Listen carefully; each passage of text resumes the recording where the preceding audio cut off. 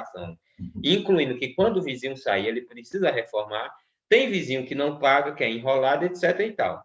E quando se trata de agricultura periurbana, eu garanto para vocês que eu produzindo numa propriedade onde os meus vizinhos podem ir ver, enxergar como é produzido, eles certamente vão despertar o interesse em estar consumindo aquele produto que eles estão ali todo dia vendo, onde eles vão ver sendo colhido diretamente da terra e vão poder verificar a qualidade do produto, tá ok? Então, isso tende a ganhar espaço, tá ok? Nesse momento, por exemplo, de pandemia, de isolamento social, que tem muita gente em casa aí, é uma ótima alternativa para passar o tempo, quem tem posse, né? Para passar o tempo e também para ter uma nova fonte de renda. E também é uma ótima alternativa para as pessoas com filhos de 15, 16 anos que estão desempregados com dificuldade de se inserir no mercado de trabalho, ter uma fonte de renda garantida. Esse é o espaço perfeito.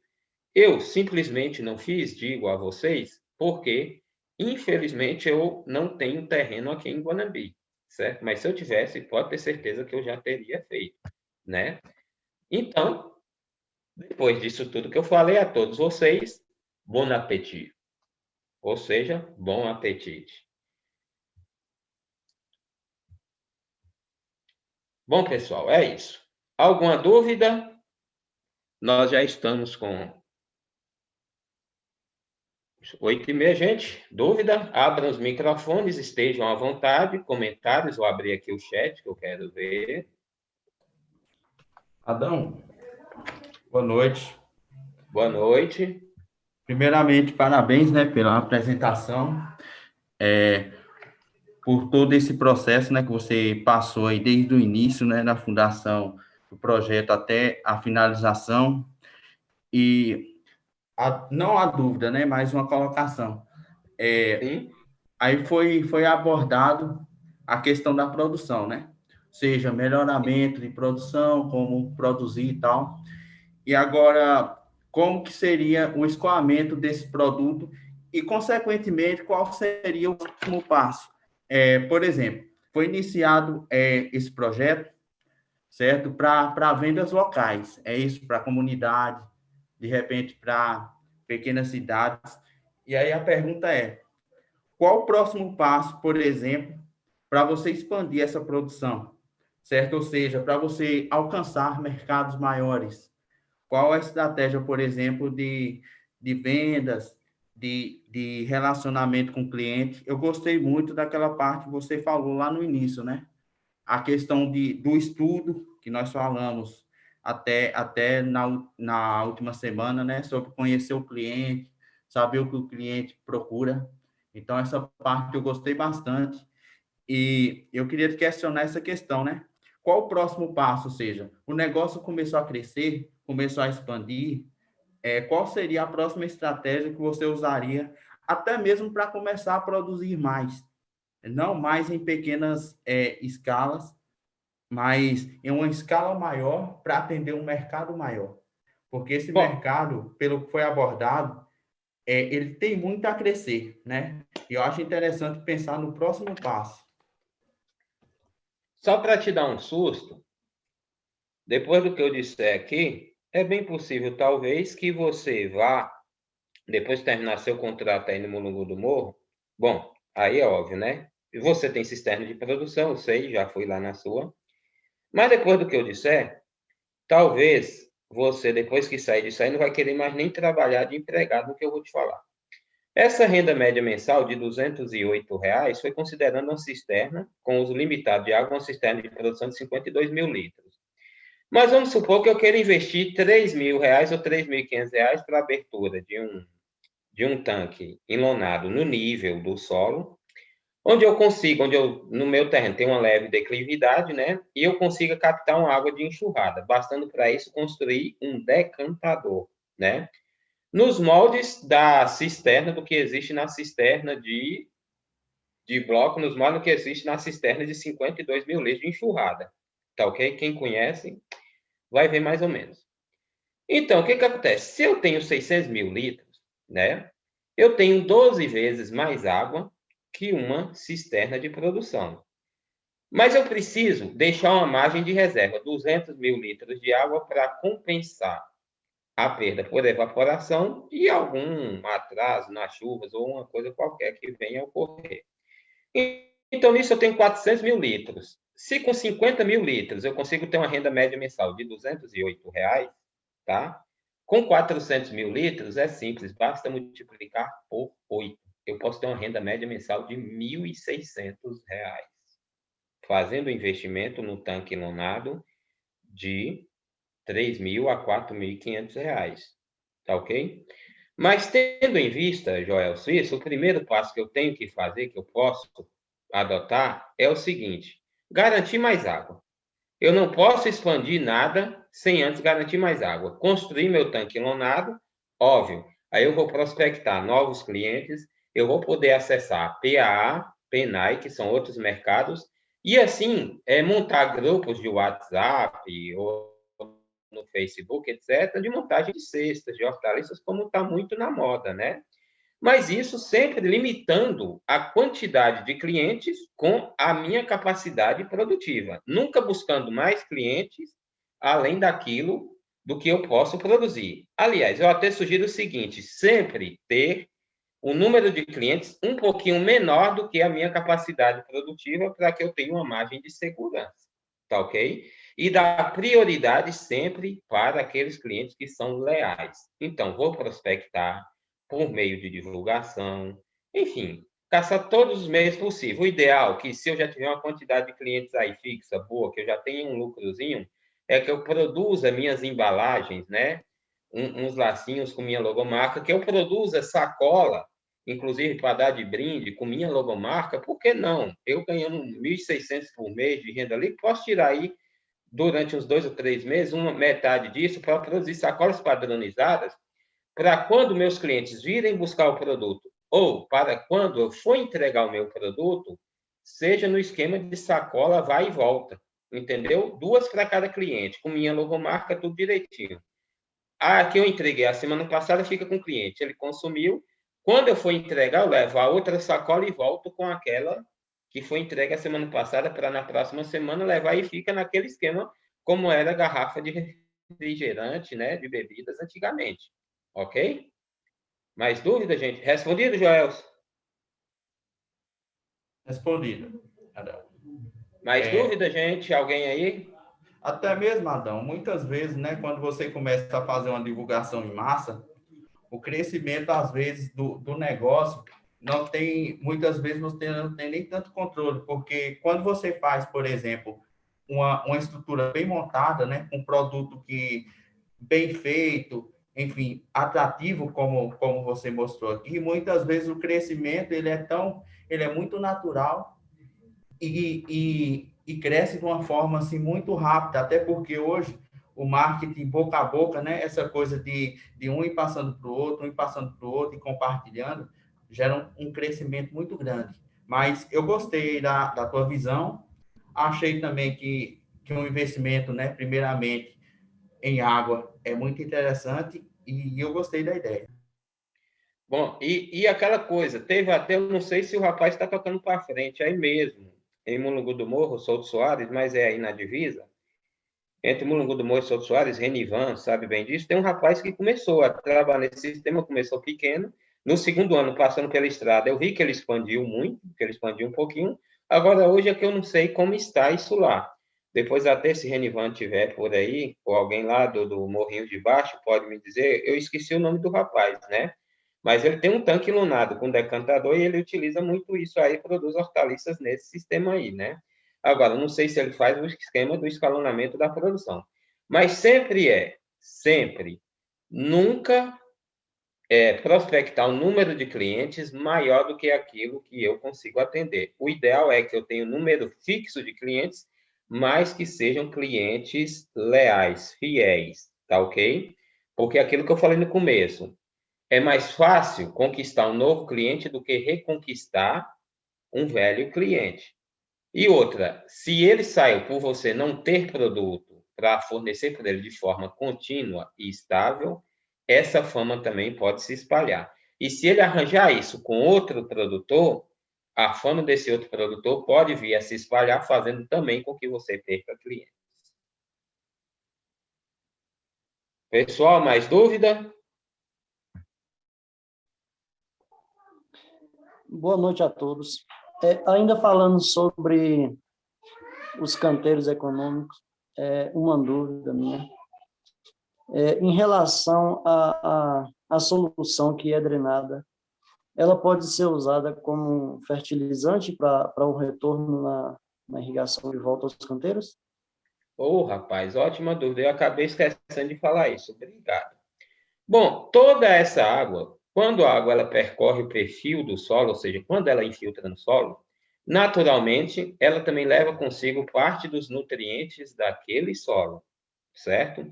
Se eu não tenho uma lona que impeça dessa água seguir para as camadas mais profundas, é óbvio que eu vou perder nutriente, ele vai ser carregado para a camada mais profunda e vai, com o tempo, né, acelerar o processo de desgaste do meu solo, tá ok? Essa solução, quando ela é coletada e encaminhada, deixa eu mostrar aqui para vocês, me permitam, encaminhada para a caixa, ela pode perfeitamente, né, vir a compor, né, vir a ser utilizada na irrigação. E automaticamente fazendo isso, você também estará fazendo uma fertirrigação. Nada mais do que isso. Então, pode sim, perfeitamente. Inclusive, se você quiser também enriquecer, né, essa solução com chorume, certo? Se você quiser enriquecer essa solução com chorume de compostagem, tá ok? Vocês podem também, como diz o caso, fazer isso, sem nenhum problema, tá ok? Olha só, eu falei da questão também do esterco aí, eu sugiro que quem for começar e tem dificuldade de obter esterco, ou acha que esterco na região possui um custo muito alto, o ideal é que comece no período chuvoso, no caso agora, a produzir o seu composto orgânico. Nós estamos numa época do ano muito favorável à produção de composto orgânico. Por quê? Primeiro, eu vou ter economia de água, tá? Porque a chuva vai fazer a molhação naturalmente, né? E segundo, eu vou ter umidade relativa alta e temperatura alta, o que vai acelerar o meu processo de compostagem. E aí, o ideal é que nessa época do ano eu garanta produto.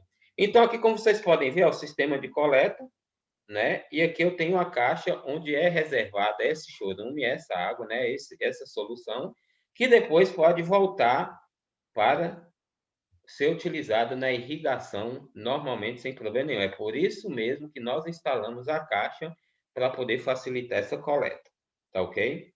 Embora na época da seca a quantidade coletada talvez não vai ser tão alta. Por quê? Devido ao fato de ocorrer uma perca por evaporação. Mas na época da chuva, essa coleta de água vai ser sim tranquilamente muito mais alta. Essa água que vai passar pela solução do solo do canteiro, ou seja, pelo perfil do solo do canteiro. Beleza? Adão. Pessoal, mais alguém? Adão. E aí? Boa noite. Beleza? Boa noite a todos e a todas. Você diferenciou ali a questão dos solos, né? E acrescentou nos solos argilosos a questão da areia, né? Para propiciar essa questão da aeração do solo, né? Da não compactação e tudo. Mas na nossa região, onde existem solos mais argilosos, também temos o problema da salinidade da água, né? E levando em consideração aí que boa parte dessa água aí ela vai ser evaporada, a questão dessa salinização desse espaço aí, ela é mais intensa, né? Em função da água estar sendo concentrada e tudo. Com relação a isso, tem um tempo aí de uso desse solo que a gente vai depois precisar revolver ele aí, substituir. Como que fica essa relação da salinização do solo? Porque a gente, de fato, está intensificando um cultivo nesse 4x1 aí, né? Isso. Então, de se considerar essa salinização aí em função da água que é utilizada, né? Essa água nossa, com carbonato de cálcio, né? Quando é carbonato de cálcio, menos mal, mas como é Quando é que... sódio. É, Ó, bom, o fato é o seguinte: como eu trabalho com água de cisterna, e geralmente a quantidade de sais é menor, aí não vou ter tanto problema. Vai ocorrer com o tempo, óbvio que vai ocorrer, mas não vai ser tanto. Mas óbvio que vai ter como se for cisterna de calçadão, esse problema vai ser muito minimizado, porque eu não vou ter contato direto da água com o solo, então não vou ter carreamento de sais. Mas se for cisterna de enxurrada, aí o problema aumenta. Se for de barreiro, de tanque lonado, né, impermeabilizado, e se for água de poço, aí eu tenho um problema potencializado. Porém, existe uma proposta, uma solução proposta. Justamente em caso de solo argiloso, é que eu sugiro o acréscimo de areia, né, bastante areia, porque no período chuvoso, eu posso simplesmente, para reduzir e aumentar a vida útil desse substrato, eu posso, né, utilizar a água da chuva, certo? Para fazer uma lavagem desse solo, desse substrato que está no canteiro. No período da chuva, eu tendo canteiros reserva para manter minha produção ativa, nesses outros, ou eu posso em cada espaço, tá ok? Dentro ali do perfil do solo, em cada espaço daquele de 1 metro de canteiro, fazer a lavagem, ou no canteiro todo, fazer uma lavagem intensificando o uso de água da chuva. E essa água da chuva, é óbvio, vai carregar esse excesso de sais pelo perfil do solo, que será drenado com essa água para a caixa. E em seguida, essa água poderá ser descartada. Óbvio que eu também vou perder nutrientes, tá ok? Vou perder nutrientes, mas isso poderá ser reposto a partir de uma nova aplicação de adubos ou fosfato natural e outras formas de composto orgânico e esterco. Pode ser dessa forma. E depois disso, né, fiz a lavagem por alguns períodos, etc. Depois realmente percebeu-se que ocorreu uma salinização que não tem mais como lavar, eu posso fazer a substituição desse substrato, sem problema nenhum. Eu posso substituir esse substrato mantendo o meu canteiro, o mesmo sistema de uso, sem problema nenhum. Entendeu? Mas, a princípio, o primeiro tratamento é a lavagem desse canteiro com água da chuva para promover o carreamento no máximo possível dos sais que estão dissolvidos aí na solução do solo. e quando o solo também está... Quando o canteiro está ocioso também, né? Tem essa questão de plantar alguma leguminosa, alguma coisa, né? Para ciclar nutriente aí, para fixar nitrogênio, né? Então, É, facilita. agora eu sugiro o seguinte: trabalhar com leguminosas, pode ser feijão, pode ser algum outra leguminosa, tal, contanto que sejam leguminosas que não tenham sistema radicular muito pivotante, ou seja, sistema radicular muito profundo. Porque qualquer fendazinha nesse canteiro pode provocar, né, qualquer furozinho, porozinho que tiver, a raiz dessas leguminosas, né, podem perfurar a lona e prejudicar o meu canteiro. Agora, óbvio que eu posso trabalhar com algumas leguminosas, feijão, ou alguma outra de sistema radicular, né? Ou estilosantes Campo Grande, uma alternativa também, enfim. Amendoim forrageiro. Exato, amendoim forrageiro, para fazer até a ciclagem de nutrientes e também resolver esse problema aí que você falou. Entendeu? É uma sugestão também. Erva-sal. Não conheço erva-sal, mas pode ser também. Tendo sistema radicular pouco profundo, sem problema nenhum. Para quem tem dessalinizador aí também, a erva-sal é uma alternativa, né? Para utilizar, né? Essa proteína, né? No caso, ela promove também a dessinalização da água, né? Que se for fazer Não, reaproveitamento. na verdade, ela suporta águas altamente salinas, solos altamente salinos, e naquele processo de salinização da água, a água que vai de rejeito é muito tipo aquele de queimada nova. Então, ela Boa. pode ser utilizada, né, para irrigar esse tipo de erva-sal, e a erva-sal tem alto nível proteico, né? Então, cicla aí, mas eu sugeri ela foi no sentido de ciclar esse solo que tá que pode estar falindo, né, com essa utilização dessas nossas águas aqui. É uma alternativa bem viável aí. Mas esse manejo pode tranquilamente ser adotado dessa forma aí, como eu te falei. Primeiro com chuva, né? E com leguminosas. Até a Distância é uma adaptação das atividades de assistência técnica e extensão rural do Bahia Produtiva. Projeto do Governo do Estado da Bahia por meio da Secretaria de Desenvolvimento Rural do Estado da Bahia, executado pela CAR, Companhia de Desenvolvimento e Ação Regional, com recursos provenientes de acordo de empréstimo com o Banco Mundial.